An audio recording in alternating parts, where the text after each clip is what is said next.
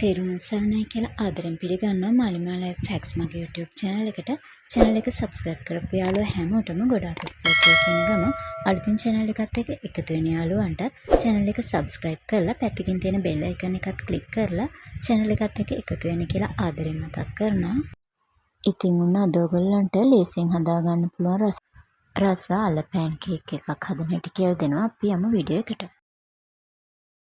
මුලින්ම කහයි ලුණුයි දාලා හොඳින් තඹගත්ත අපේ අල ටික මේ විදිහට හොඳින් අතින් පොඩි කරගන්නවා.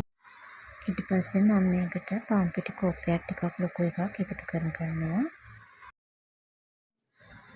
දැන් මම ලුණු කුඩු තමයි එකතු කරේ. ඔයාලට අවශ්‍ය ප්‍රමාණය වලින් ගන්න. අවශ්‍ය නම් ඔයාලට කහ එකතු කරගන්න පුළුවන්. මම මෙතනදී දී කරගත්ත බටර් එකතු කරගන්නවා. ඔයාලට බිත්තර තියෙනවා නම් මේ කිසි දෙයක් අවශ්‍ය නැහැ. බිත්තරයක් දාලා ගන්න පුළුවන්. දැන් මම මේ ටික හොඳින් මිශ්‍ර කරගන්නවා. මම දැන් මෙතනදී හොඳ උப்பு පොල් කිරි ටිකක් එකතු කරගන්නවා. රස වෙන්න විතරයි මේක එකතු කරන්නේ. අවශ්‍ය නම් විතරක් ඔයාලට එකතු කරගන්න පුළුවන්.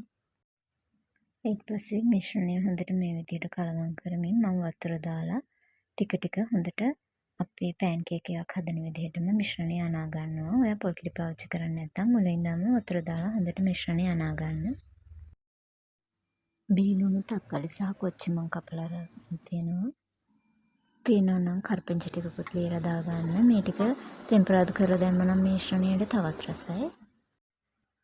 දැන් මම කෝන් පිටි මේස හැඳි 3ක විතර ප්‍රමාණයක් මේකට එකතු කරනවා. ඔක්කොම මට මේස හැඳි 4ක් විතර ගියා. ඔයා ගන්න පිටි ප්‍රමාණය අනුව කෝන් පිටි වැඩි කරන්න වෙනවා. බිත්තර දාන්න නැත්නම් විතරක් කෝන් පිටි එකතු කරන්න. එතකොට මෙල්ටඩ් බටරුත් ටිකක් වැඩිපුර එකතු කරන්න වෙනවා.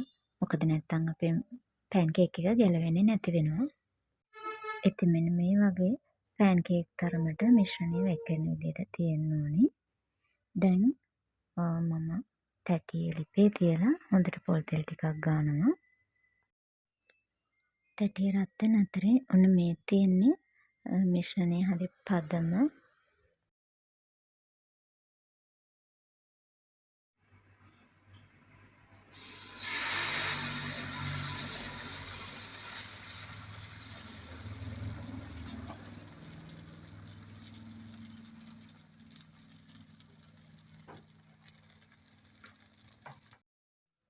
මම දැන් මේක අනිත් පැත්ත හරව ගන්නවා.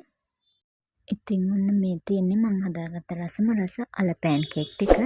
යාළුවනේ අද වීඩියෝ එකත් හොඳයි නම් ලයික් එකක් දාලා යාළුවොත් ෂෙයා කරන්න, කමෙන්ට් කරන්න අමතක කරන්න එපා. ආදර සමුගන්නවා හැම දිනෙටම තෙරුවන් සරණයි.